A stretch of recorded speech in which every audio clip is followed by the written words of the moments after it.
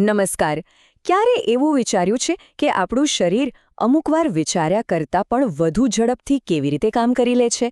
આજે આપણે શરીરના આવા જ એક અદ્ભુત અને વીજળી વેગે કામ કરતા શોર્ટકટ પાછળનું વિજ્ઞાન સમજવાના છીએ. ચાલો આની પાછળનું રહસ્ય જાણીએ.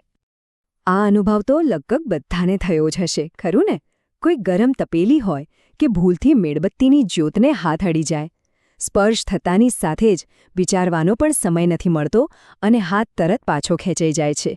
આ કોઈ જાદુ નથી હો, આ તો આપણા શરીરમાં છુપાયેલી એક જબરજસ્ત સુરક્ષા સિસ્ટમ છે.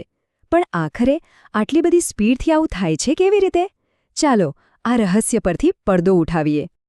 તો આ વીજળી વેગી પ્રતિક્રિયા પાછળનું કારણ છે પરાવર્તી કમાન. આને છે ને આપણા ચેતાતંત્રનું એક એક્સપ્રેસ ઇમરજન્સી હાઈવે જ સમજી લો. મતલબ કે જ્યારે સામાન્ય સંદેશા શહેરના ટ્રાફિકમાંથી પસાર થઈને મગજ સુધી પહોંચે છે ત્યારે આ હાઈવે ઇમરજન્સીના સિગ્નલને બધા ટ્રાફિકને બાયપાસ કરીને સીધો જ એક્શન પોઈન્ટ સુધી પહોંચાડી દે છે. તો સવાલ એ છે કે આ પરાવર્તી કમાન છે શું? જો એકદમ સરળ શબ્દોમાં કહીએ તો એ ચેતાકોષોનો બનેલો એક ફિક્સ રસ્તો છે. આ રસ્તો કોઈ ઉત્તેજના જેમ કે ગરમી એને પકડવાથી શરૂ થાય છે અને શરીર જે ઓટોમેટિક રિએક્શન આપે છે ત્યાં પૂરો થાય છે. અને આ બધું જ આપમેળે અને સુપરસોનિક સ્પીડથી થાય છે. તો ચાલો હવે આપણે આ સંકેતની આખી રોમાંચક મુસાફરીને સ્ટેપ બાય સ્ટેપ જોઈએ. આપણે જોઈશું કે કેવી રીતે એક નાનકડો સંદેશો જોખમવાળી જગ્યાથી શરૂ થઈને શરીરને બચાવવાના મિશન પર નીકળે છે. ચલો આ 5 પગલાંની સફર શરૂ કરીએ.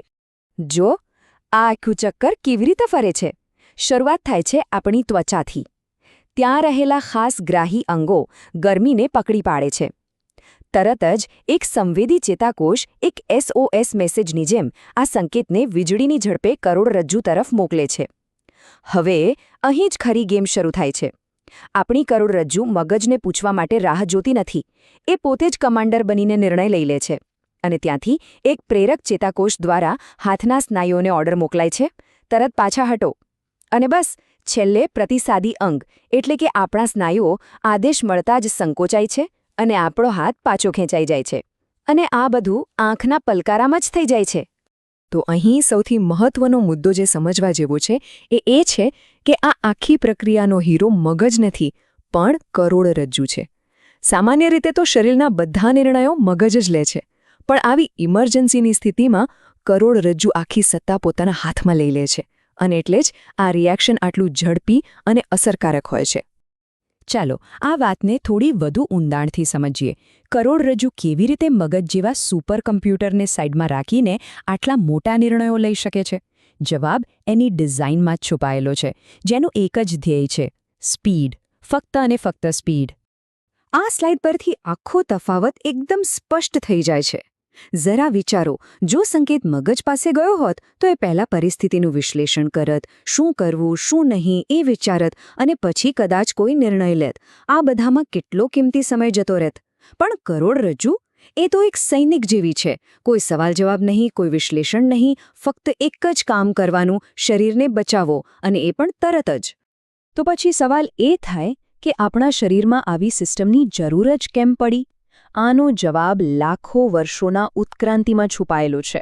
આ કોઈ આધુનિક ટેકનોલોજી નથી, પણ આપણા પૂર્વજો પાસેથી વારસામાં મળેલી એક જીવનરક્ષક ભેટ છે.